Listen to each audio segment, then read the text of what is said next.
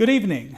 This evening we're joined by a special individual, former city councilman of El Paso, former member of Congress, former candidate for the U.S. Senate, and former presidential candidate, Beto O'Rourke. Beto, welcome. John, thanks for having me out, and I wish I could be with you in person in Lubbock, and or you could come see us here in El Paso, but this is about as close as we get to be right now. So thanks for inviting me. It's an honor to be with you. Well, we're very honored to have you, and likewise, I would love to be out in El Paso. That part of the state is one of my favorite parts of Texas, and I love getting out there. In reading up about you and about your life, I was surprised to learn that your dad was state chair for Jesse Jackson's presidential campaigns in 1984 and 1988. That must have been interesting, living in a city with such a large Hispanic population, while also being in a family with such strong advocacy for the African American community. What is it about the Democratic Party that speaks to all people everywhere across ethnic, gender, and socioeconomic classes? Yeah, John, I think the best way I could sum it up is we are for everyone. And we really believe in this country's promise laid down in 1776 that we are all created equal. And the implication of that is that we will all be treated equally under the law and have equal opportunity to succeed for ourselves, for our families, for our communities, for our country. It is an aspiration not yet realized in this country, but as much as our country is the story of some people keeping others down based on their race or their ethnicity or their exclusion from the majority, this country is also the story of those who fight to make sure that everyone is included and everyone has an equal opportunity and everyone is treated equally under the law. And I would say from probably the mid 20th century, and certainly John Kennedy, and I think of LBJ and the Civil Rights Act and the Voting Rights Act, and forward from there, our party has been the party who's tried to make sure that we really realize our promise, fulfill our potential, and live up to these very high ideals that we set for ourselves and for the rest of the world. And in Texas, we have perhaps the most extraordinary opportunity to do that. We're one of the most diverse states in the country, if not the most diverse. We're a minority majority state. And it's not just El Paso, which is 85% Mexican American. It's not just the Rio Grande Valley that might be 95% Mexican American. It's not just Houston, the most diverse city in the United States, bar none, with 120 languages spoken in the public schools in that city. It's also Lubbock. It's also the Panhandle. And this was something that I really learned and saw for myself. I mean, growing up here in West Texas, but also importantly, campaigning. And a part of the state that I had a preconception or a stereotype of turned out to be so much more diverse, so much different than what so many had expected of Texas, the stereotype that they see at a distance. And I really do think, John, that is our strength, whether you're in El Paso, whether you're in Lubbock, whether you're in some other part of the state. And I really think it's your opportunity, honestly, in this election to appeal to everyone and to make sure everyone really sees a future for themselves and their kids in this community, in this state, and in this country. And we are a state that is still striving to achieve that. We're a state that has unfortunately led the country in racial gerrymandering or voter suppression or voter intimidation, and have actively excluded people from achieving their promise or their potential. We have the means to set that right. And part of the reason I'm on this call right now is I believe in you, I believe in your candidacy, and I believe most of all in the people that you seek to represent. And I know that they get that and they understand it. This cuts across party lines or any other divisions upon which people would try to separate us or exclude us or keep us apart. I think your message appeals to so many. And really, I strongly believe that not only can you win, but if you win, this will signal a sea change for Texas, much the way if Texas elects Joe Biden with our 38 electoral college votes, it signals a sea change for the country. Lubbock, your district that you seek to represent, is critically important in the story of Texas and the story we tell ourselves and we tell the rest of the country. So I don't know how all that is connected to the 1984, 1988 presidential primaries that my dad, as a county judge out here in El Paso, got real involved in. But I'd like to think that's part of our tradition as Democrats. Yeah.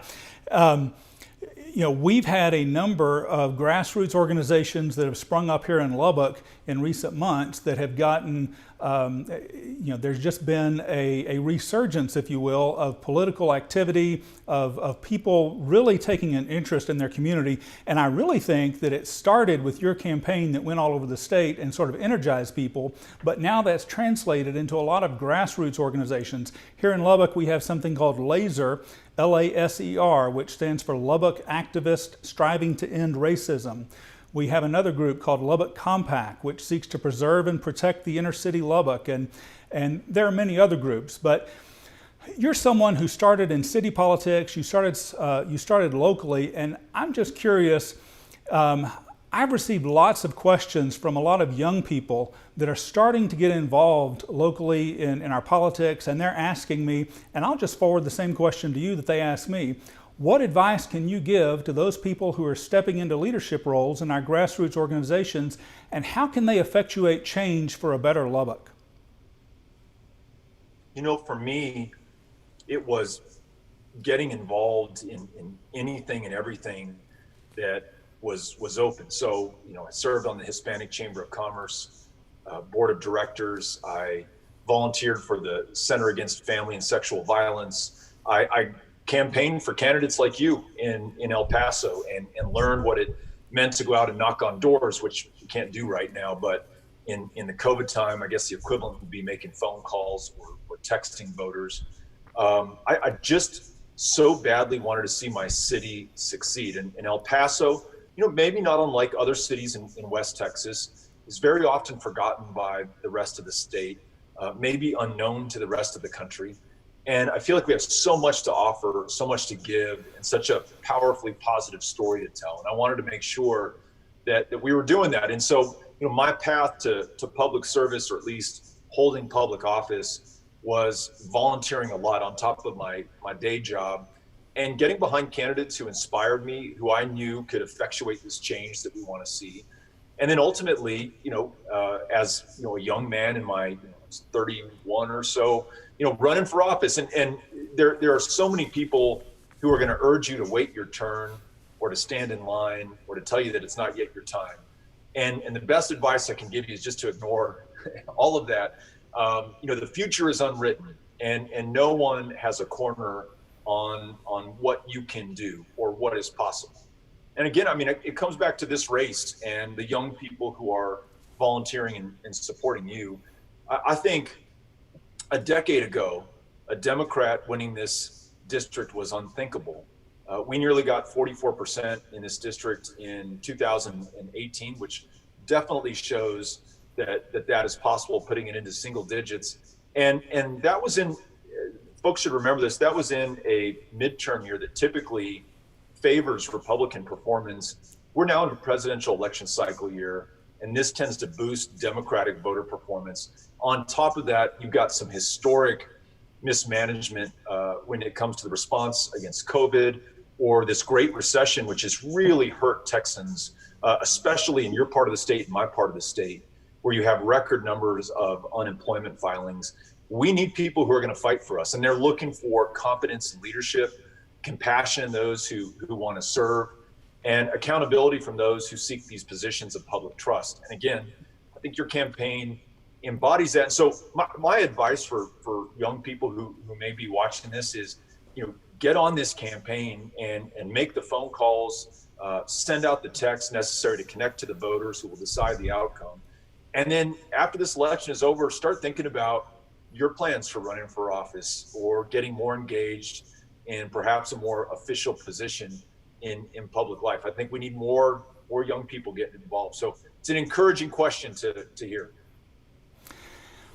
Yeah, and you and I were talking before we went on air, but again, I am just so appreciative for what you're doing across the state. Your organization, Powered by People, that's getting people energized and active in things. I hope I don't upset anyone by saying this, but you had an amazing group of volunteers here in Lubbock that they called themselves the Beto Babes, and that's their words, not mine. But they would just be really frustrated at me if I didn't direct a question to you specifically about them, and just to ask you, do you have any message for them and the many other dedicated volunteers that you energized here in West Texas? I'll tell you what, Lubbock, perhaps more than any other community, early in 2017, 2 years out almost from the Senate election, when I just began campaigning. In fact, Lubbock was the first city outside of El Paso when I was exploring the idea that I stopped in. That really opened my eyes to what is possible in Texas. Again, I probably had also succumbed to a stereotype about Lubbock in terms of Republican partisanship or demographics, or whatever the perception is that is not connected to the reality that you all are living there. And something that absolutely got me was just how kind and welcoming and just wonderful the people of Lubbock were to me. They fed me on that very first visit. I remember meeting Stuart Williams in the Democratic headquarters, and just being taken aback by this young man who had the courage to take on this really tough position in a community that hadn't had Democratic leadership, on a countywide level, and certainly in a state house or congressional level in a very long time. And went to a little Mexican restaurant, had a great dinner there. Folks took care of me and they said, "You better come back." And I said, "I will." And I don't know if we came back 6 or 7 times in that Senate race, but I guarantee you there has not been a Democrat running for Senate in Texas who came to Lubbock 6 or 7 times in a race for a very long time. I think you may have to go back to Lloyd Benson in the 70s and 80s to find someone who was doing that. And Lubbock returned the favor handsomely, and not just in the votes, and the votes were wonderful, but the energy, the enthusiasm, the organizing.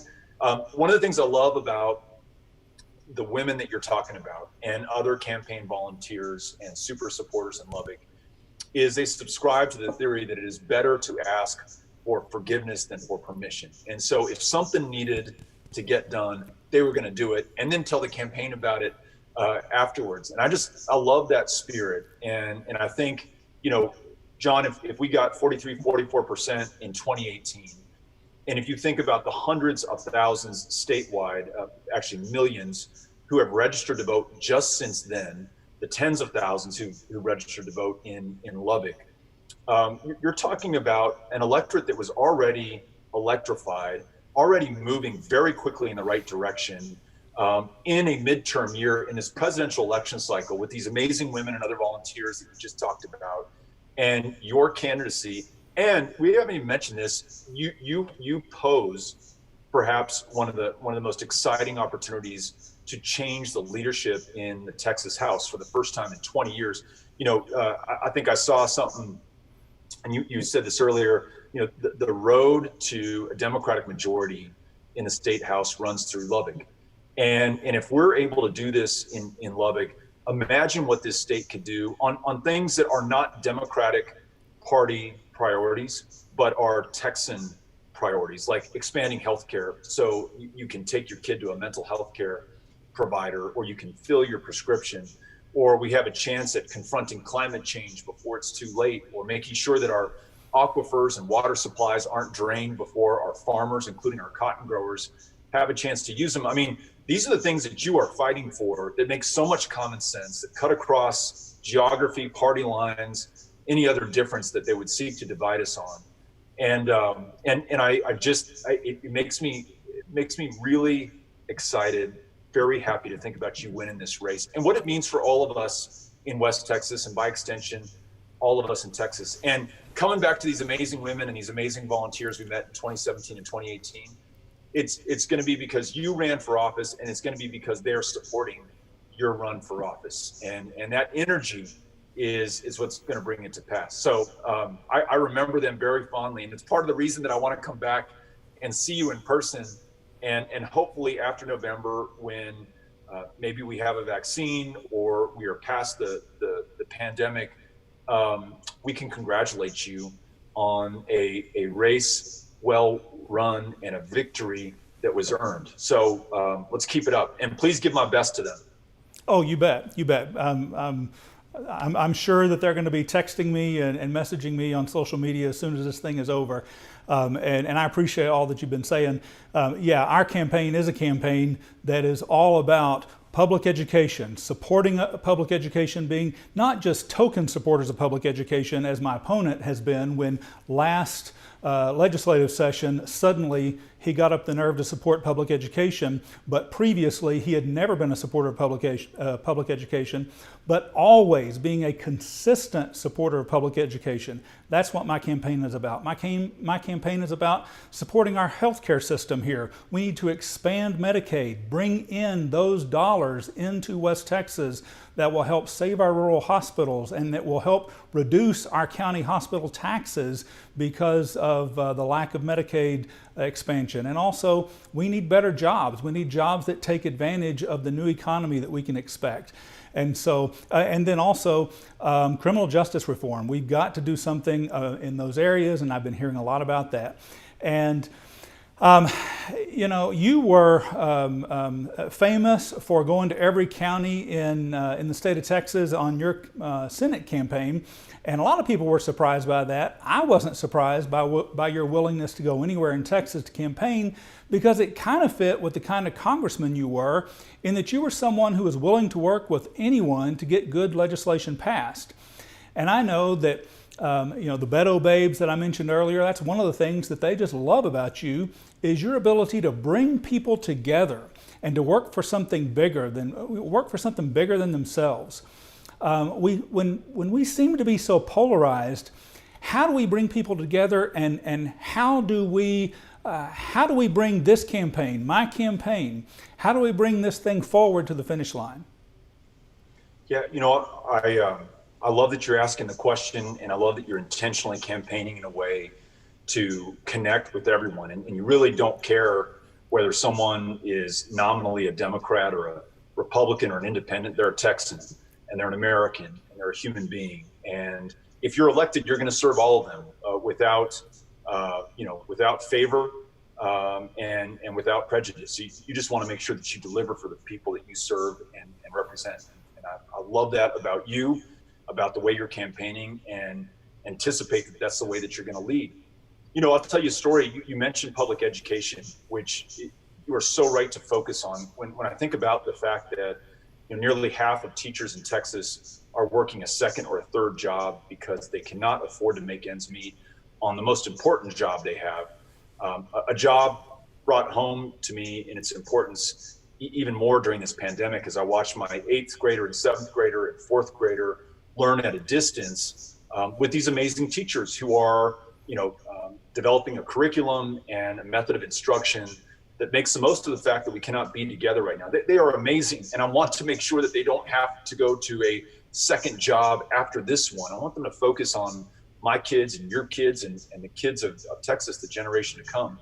And I was in a part of Texas, maybe not unlike Lubbock, in that so many people think it is so red, and really what it is a part of the state that hasn't voted reflective of all the people who live there. Henrietta, Texas. And I was talking to a family who identified as Republicans, and you know, the husband really wanted to talk about healthcare and how hard it was before the Affordable Care Act to be able to get any insurance at all. And he wasn't saying he loved the Affordable Care Act or Obamacare.